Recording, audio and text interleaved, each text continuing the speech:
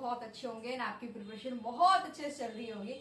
आप सबको पता है कि अभी निकल गई है एमपी पुलिस कांस्टेबल की नोटिफिकेशन भी आउट हो चुका है 2 से 3 दिन पहले एंड फॉर्म भी फिलिंग होना स्टार्ट हो गया। फॉर्म फिल करने के लिए मात्र आपको सिर्फ और सिर्फ 14 से 15 दिन मिले हैं एंड आपके एग्जाम के लिए 15 दिन अगर आप ये फॉर्म का हटा दे तो सिर्फ और सिर्फ 1 महीना मिले हैं। तो आज का ये टॉपिक बहुत ज्यादा खास है हर एक उस एस्पिरेंट के लिए जो बहुत जल्दी वर्दी लेना चाहता है मेरी तरह, क्योंकि मेरा एग्जाम अभी मैंने सीजीएल दे दिया है एंड अभी यूपीएसआई का फॉर्म भी भरा था मैंने, तो उसका एग्जाम अभी कुछ पता नहीं है कब होगा, मे बी नवंबर या दिसंबर में होगा, तो उसका टाइम मेरे पास है। लेकिन एमपी पुलिस के लिए मेरे पास टाइम नहीं है। तो आज ये टॉपिक जो है वो है एमपी पुलिस का एग्जाम कैसे क्वालिफाई करें मात्र 30 दिन में, क्योंकि आप सब बिगिनर तो होंगे नहीं। अगर आप बिगिनर होंगे तो उसके लिए भी वीडियो बहुत ज्यादा खास होने वाली, क्योंकि मैं सिर्फ और सिर्फ 4 से 5 टिप्स बताऊंगी आपको कि आपको क्या क्या स्ट्रेटेजी करनी है एंड किस तरीके से आप कर सकते हो कि आपका एग्जाम क्वालिफाई हो जाए एंड आपका स्कोर बहुत अच्छा आए। क्योंकि आपको पता है कि एमपी पुलिस ही एक ऐसा एग्जाम है जिसमें आपको एग्जाम के साथ साथ आपको फिजिकल के मार्क्स भी मिलेंगे। मोस्ट इम्पोर्टेंट चीज ये है कि अगर आपके एग्जाम में 70 प्लस नंबर भी आ रहे हैं और आपका फिजिकल बहुत स्ट्रॉन्ग है, लाइक उसमें अगर आपने 80 प्लस नंबर लेकर आ जाते हैं तो आपका ये स्कोर बन जाता है 150 प्लस। 150 प्लस पे आपका सिलेक्शन कोई भी नहीं रोकेगा। तो फ्रेंड्स बहुत अच्छी वैकेंसी है, अगर आप बहुत जल्दी वर्दी लेना चाहते हैं तो आप ये फॉर्म जरूर फिल करना। सो फ्रेंड्स सबसे पहला क्वेश्चन ये है कि दीदी हमारे पास मात्र 30 से 40 दिन बचे हैं और हम अपनी प्रिपरेशन कैसे करें, क्या हम नोट्स बनाएं, क्या हम नोट्स नहीं बनाएं, ओनली किताब से प्रैक्टिस करें। तो मैं देखो इन सारी चीजों का ना मात्र 3 से 4 एक चीजें बताऊंगी। आप अगर उस चीज को फॉलो कर लोगे तो आपका एग्जाम में स्कोर बहुत अच्छा आएगा। सो सबसे पहला आपको ये ध्यान रखना, अगर आप बिगिनर हैं तो आप इस एग्जाम को दे सकते हैं, अच्छी बात है। हो सकता है कि आप बहुत जल्दी से इस चीज को कवर कर ले, क्योंकि देखो सिलेबस कंप्लीट करने के लिए कम से कम प्रॉपरली आपको 6 मंथ देना पड़ेगा। लेकिन अगर आप चाहते हैं आप एमपी पुलिस का एग्जाम दें, क्योंकि एग्जाम ये आने वाले साल में भी आएगा एंड कुछ मंथ बाद भी आएगा, तो उसके लिए बहुत ज्यादा सही रहेगा कि आप इस एग्जाम को दे लेंगे। तो आपका क्या ना एक लाइक कॉन्फिडेंस बढ़ जाएगा कि हाँ मैंने एग्जाम दे लिया है, उसमें कैसे क्वेश्चंस आते हैं, क्या क्या टाइप के पूछे जाते हैं, वो सब चीजों को निचोड़ आपको पता चल जाएगा।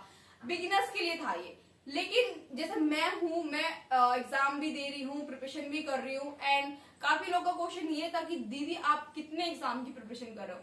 सबसे पहली थिंग मैं आपको बता दूं, मैं स्टेट एग्जाम के साथ साथ एसएससी की प्रिपरेशन कर रही हूँ, लाइक सीजीएल की। आप सबको पता है कि सीजीएल का एग्जाम मेरा हो चुका है। अब देखो सीजीएल का क्या है, उसमें आती है मैथ, आपकी आती है reasoning, English and GS. MP police में क्या है, एक मात्र आपको 55 जिले ही तो ऐड करने। अगर आप अच्छा पढ़ रहे हो और अपना स्ट्रेटेजी बना के पढ़ रहे हो ना, तो मुझको नहीं लगता कि आप एक बार जो एग्जाम दे चुके हैं उसको एग्जाम देने में दोबारा आपको प्रॉब्लम होगी। मान के चलो कोई एमपी से है, क्या वो दिल्ली पुलिस का एग्जाम नहीं देगा? भाई वो देगा। अगर आपको लगता है कि सिलेबस ऑलमोस्ट सेम है, 19-20 का अंतर है, तो आप वो एग्जाम का फॉर्म जरूर फिल करिए और एग्जाम दीजिए। एग्जाम देने से ही पता चलता है कि अभी आप में कितनी कमियां हैं और आप पे आपको कितना वर्क करना है। इसलिए मैं एग्जाम्स देती हूँ। ऐसा नहीं है, देखो मुझको वर्दी चाहिए, मुझे गेम्स खेलना है, आगे भी मुझे डिफेंस लाइन में जाना ही है, मुझे वो किसी भी पोस्ट की वर्दी मिल जाए, मुझे वो चाहिए। तो एक तो ये हो गया सबका डाउट क्लियर कि मैं हाँ एक साथ 2 से 3 एग्जाम की प्रिपरेशन कर रही हूँ। वो है आपकी एसएससी में कोई भी हो जाए एंड साथ में स्टेट लेवल की मैं सिर्फ 3 एग्जाम देती हूँ, Delhi police, UPSI and MP police, और कोई स्टेट एग्जाम नहीं देती। क्योंकि यूपी मेरा गाँव है जिसकी नॉलेज है मुझे, दिल्ली की मैं रहने वाली हूँ। इसी वीडियो में सब चीज क्लियर हो जाएगा, दीदी आप कहाँ से हो, कहाँ रहती हो। एंड रिसेंटली जो मैं रहती हूँ वो मैं एमपी में रहती हूँ, जो मुझे 3 से 4 साल हो चुके हैं, तो मुझे एमपी की काफी ज्यादा नॉलेज हो गई है। एंड लास्ट ईयर भी मैंने एग्जाम दिया था तो मुझे बहुत ज्यादा नॉलेज हो गई है, इसलिए मैं एमपी पुलिस का एग्जाम दूंगी। सो मोस्ट इम्पोर्टेंट थिंग कि दीदी हम प्रिपरेशन कैसे करें। सबसे पहले आपको लेनी है अपनी एक डायरी। अब आप ये सोचेंगे दी डायरी क्यों लेनी है, आपको सबसे पहले इसमें वो लिखना है जो आप देखो आपकी रिवीजन ही चल रही होगी ना, क्योंकि आपको तो सिर्फ उसमें एमपीजी के ऐड करना है, कोई सीजीएल दे के हट चुका होगा या कोई यूपीएसआई की प्रिपरेशन कर रहा है या बीएसएफ की मतलब और भी स्टेट की अगर प्रिपरेशन कर रहा है उसके लिए सिर्फ वो सिर्फ एमपीजी के ही ऐड करने, क्योंकि इसमें रीजनिंग और मैथ और आपका जीएस तीनों चीज सेम है। एमपीजी के 10 से 15 नंबर की आती है, वो भी मैं आपको बता दूंगी किस बुक से आप प्रिपरेशन करोगे आपका अच्छा हो जाएगा। मैं ये कोई वीडियो नहीं बना रही हूँ प्रमोशन के लिए, कोई नहीं है वीडियो प्रमोशन के लिए, ये वीडियो बना रही हूँ सिर्फ और सिर्फ मैं अपने उस फैमिली के लिए जिसको मैं चाहती हूँ मेरे जैसे एस्पिरेंट जो स्ट्रगल कर रहे हैं, मेहनत कर रहे हैं, वो वर्दी जरूर ले। सबसे पहले आपको डायरी लेनी है, उस डायरी में आपको सिर्फ और सिर्फ जैसे आज का टॉपिक आपने ले लिया परसेंटेज, आपको अगर रिविजन करनी है आप यहाँ पे लिखेंगे परसेंटेज की मुझे रिवीजन करनी है, तो मैंने एक क्लास ले ली परसेंटेज की। अगर आप लेना चाहो तो आदित्य रंजन सर की आप लोग मुझे बता दे रहा, मैं कमेंट सेक्शन में लिंक शेयर कर दूंगी। आदित्य रंजन सर की अभी जो 2025 की है ना, रिसेंटली जो सर ने सीजीएल के लिए मैथ कराई है, आप वो पूरी प्लेलिस्ट ले सकते हैं। एक दिन में अगर आप 2 चैप्टर भी फिनिश करते हैं, इवन अगर आप मैथ को 3 से 4 घंटे देते हैं तो आपका मैथ बहुत स्ट्रांग हो जाएगा। अगर एक दिन में आप परसेंटेज से लेकर परसेंटेज के साथ साथ अगर आपने रेशियो कंप्लीट कर लिया, हालांकि चैप्टर बहुत बड़े हैं लेकिन मैं यही कहूंगी अगर आपके नोट्स वगैरह बने होंगे तो आप उस नोट्स से प्रैक्टिस कर सकते हैं, नहीं तो आप इंटू 1.5 करके या इंटू 2 करके भी उस वीडियो को देख के अपनी क्लास ले सकते हैं। क्लास लेने के बाद मोस्ट इंपॉर्टेंट थिंग ये है कि आप वो क्लास लेने के बाद उनके टेलीग्राम पे जाके उनके जो पीडीएफ है ना, उस पीडीएफ से आप जरूर प्रैक्टिस करें, क्योंकि क्लास के जो क्वेश्चंस बनते हैं ना वो पीडीएफ के थोड़े कम बनते हैं, तो उसमें हमें प्रॉब्लम होती है। तो आपको सबसे पहले यही करना है, जैसे आज मेरे को परसेंटेज करना है, रेशियो करना है, वो लिख दिया, मुझे MP police full mock test देना है। मैं आपको अपनी डायरी का आज का शेयर कर दूंगी, आज का मेरा क्या क्या है, तो मैं आपको ना इसमें पूरा का पूरा उसमें हाईलाइट कर दूंगी, तो आप सबके सब देख लेना किस तरीके से मैंने क्या लिखा हुआ है एंड कितने घंटे आपको क्या पढ़ना है क्या नहीं पढ़ना है। एंड सबसे इम्पोर्टेंट चीज, मैथ की अगर आपके पास नोट्स बने हो तो उस नोट से जरूर प्रैक्टिस करना, क्योंकि ये वही नोट्स हैं जो आप भूलते हो उन क्वेश्चंस को। तो ये क्वेश्चन आपके लिए बहुत ज्यादा रामबाण साबित होगा आपके एग्जाम के लिए, क्योंकि मात्र आपके पास 30 से 40 दिन है। हमारे पास इतना टाइम नहीं है कि हम इसकी भी क्लास लें उसकी भी क्लास लें, फटाफट क्लास लो और अपने नोट से प्रैक्टिस करो।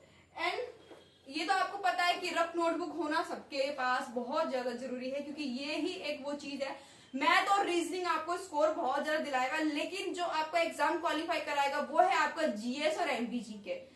एंड सबसे बड़ी चीज वो है आपकी एमपी पुलिस की जीके की बुक। आप एक ही बुक ले लेंगे, क्वेश्चन बैंक की बुक मत लेना, क्वेश्चन बैंक की तो आप अगर क्लास भी ले लेंगे ना तो उसमें भी आपको क्वेश्चंस मिल जाएगा, लेकिन आप अगर ये एमपी की कोई सी भी बुक ले लेंगे आपके नियरेस्ट पड़ेगा, उसका पूरा इतिहास गठन मैपिंग वाली बुक लेना, जिससे आपको ना मैप में जितने भी जिले वगैरह हैं, संभाग वगैरह हैं, उसको समझने में ना आपको बहुत ज्यादा इजी लगेगा। इसका भी मैं वीडियो हल्का सा क्लिप लेके उस पर डाल दूंगी, तो आप लोग उसको देख लेना।